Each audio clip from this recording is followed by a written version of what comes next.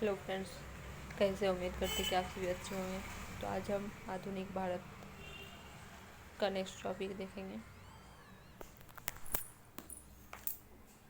भारत में 19वीं शताब्दी के प्रारंभ में अनेक समाज सुधार आंदोलन ने जन्म लिया।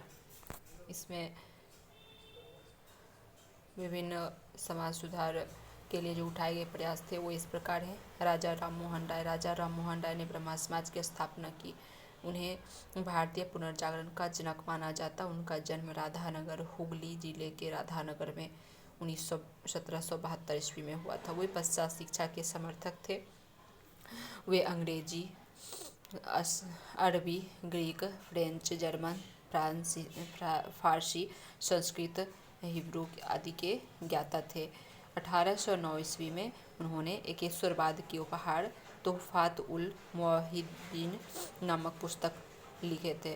1814 से 15 में उन्होंने भारतीय आत्मीय समाज तथा 1816 में वेदांत सोसाइटी की स्थापना की। 1820 में उन्होंने प्रिंसेप्ट्स ऑफ जीसस नामक पुस्तक लिखे और उन्होंने डेविड हेयर की सहायता से कलकत्ता में हिंदू कॉलेज की स्थापना की। उन्होंने बांग्ला भाषा में संवाद कौमुदी एवं फारसी भाषा में मिरातुल अखबार का प्रकाशन किया। 20 अगस्त 1828 को उन्होंने ब्रह्मा सभा की स्थापना की, जिसे बाद में ब्रह्मा समाज कहा गया।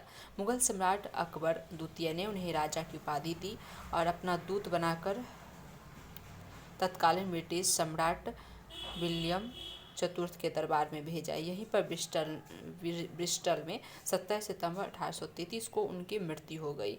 उनकी मृत्यु के बाद देवेंद्रनाथ टैगोर ने ब्रह्मा समाज की गतिविधियों को जारी रखा और तत्वबोधिनी सभा की स्थापना 1839 में की।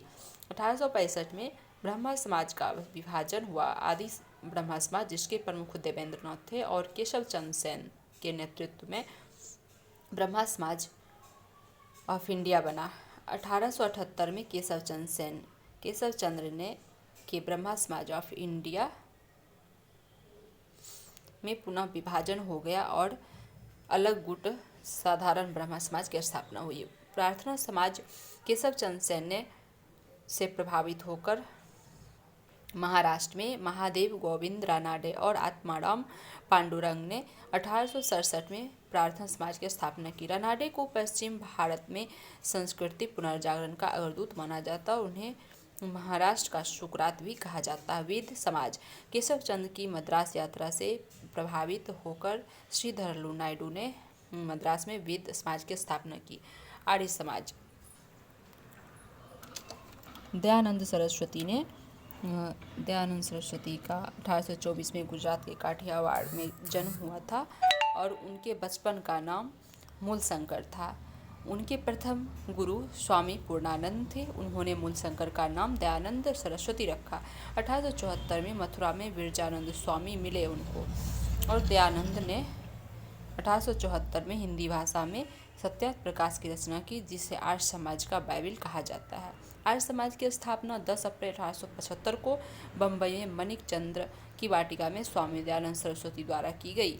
1875 में आर्य समाज का मुख्यालय 1877 में आर्य समाज का मुख्यालय लाहौर में बना। उन्होंने वेदों की ओर लौटो तथा भारतवासियों के लिए है के नारे दिए। उन्हें भारत का मार्टिन लूथर भी कहा जाता है। उन्होंने हिंदू धर्म के अंतर्गत शुद्धिकरण आंदोलन चलाया और दयानंद सरस्वती ने स्वराज शब्द का सर्वप्रथम प्रयोग किया।